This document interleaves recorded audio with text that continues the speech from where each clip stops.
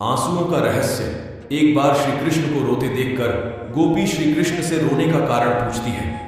उसी के उत्तर में श्री कृष्ण कहते हैं, सुनो सखी, जहां प्रेम है वहां निश्चय ही आंखों से आंसुओं की धारा बहती रहेगी। प्रेमी का हृदय पिघलकर आंसुओं के रूप में निरंतर बहता रहता है और उसी अश्रुजल प्रेम जल में प्रेम का पौधा अंकुरित होकर निरंतर बढ़ता रहता है।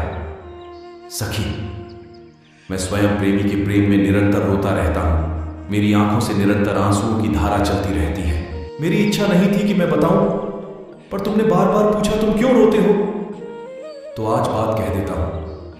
मैं अपने प्रेमी के प्रेम में रोता हूं। जो मेरा प्रेमी है वह निरंतर रोता है और मैं भी उसके लिए निरंतर रोता हूं। सखी, जिस दिन मेरे जैसे प्रेम के समुद्र में तुम डूबोगी, जिस दिन तुम्हारे हृदय में प्रेम का समुद्र, उसी प्रेम का समुद्र जो मेरे हृदय में नित्य निरंतर लहराता रहता है, लहराने लगेगा, उस दिन तुम भी मेरी ही तरह बस केवल रोती रहोगी।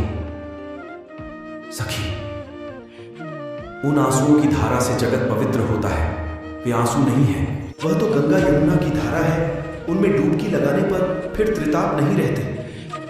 सखी, मैं देखता हूं कि मेरी गोपी, मेरे प्राणों के समान प्यारी गोपी रो रही है। मेरी प्रियतमा रो रही है। बस मैं भी यह देखते ही रोने लगता हूं। मेरा हृदय भी रोने लगा जाता है।